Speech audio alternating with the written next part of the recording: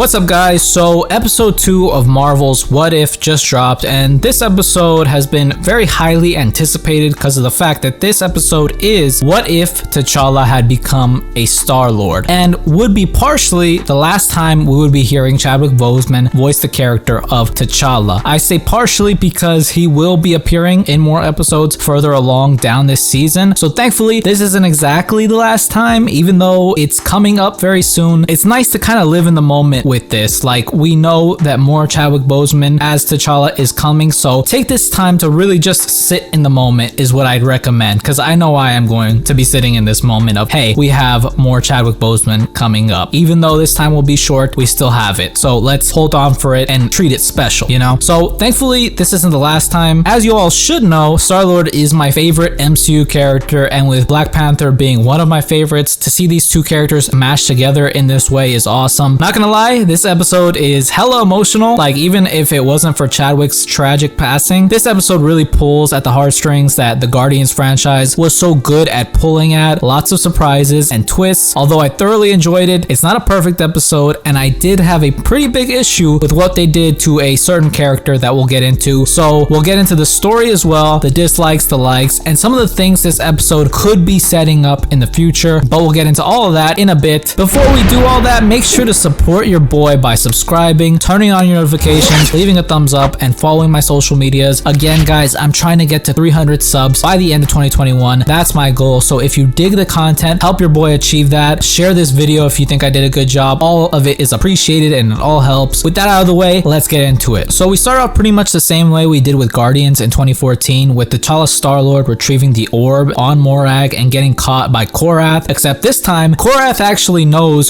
who T'Challa is and is actually a huge fan of Star-Lord, the legendary outlaw, okay? T'Challa makes light work of him and his buddies and decides to actually take him in as a Ravager, with Yondu coming in and helping deal with the remaining Sicarians. Then we see the genesis of how this all happened on Earth, with young T'Challa wanting to explore the world, but King T'Chaka heavily discouraging that and saying that he'll only find destruction and pain. So one night, young T'Challa is playing and goes outside the boundaries of Wakanda and gets abducted by Kraglin and Taserface instead of Yondu, which was the Nexus event that changed things, because Kraglin and Taserface can't differentiate between humans. Pretty funny little moment, and that's basically how things started as described by the Watcher. By the way, Jeffrey Wright is doing a great job with the narrations. Love his voice. Can't wait to see him in Batman. It's gonna be awesome. They head to Contraxia, I believe, and celebrate with the rest of the Ravagers, and we hear of T'Challa's accomplishments of helping the galaxy. He's been doing a lot of good. It seems he's had an immense impact of good in the galaxy and was able to turn the Ravagers into a legitimate good-doing organization instead of, you know, the thieves that they were before. And he was even able to get the Mad Titan himself, Thanos, to join the Ravagers and see the flaw in his whole snapping half of the population of the universe plan, which I think was pretty fucking crazy. Like, this was such a surprise. I did not expect this at all, to see Thanos, especially Thanos in this light, as kind of a good guy, but he still claims that his plan would have worked and it would have been efficient. So there's still a little bit of that madness in him, which I liked, but not everything. We get an appearance from Drax the Destroyer as a bartender who actually still has his family thanks to T'Challa, but it is not voiced by Dave Bautista, so that's an L move right there on Disney's part. We'll get into that a little bit later. But then we get Blonde Nebula, or Heist Nebula, and I don't give a fuck guys. I don't care how down bad any of the things I ever say. I'll be down bad whenever,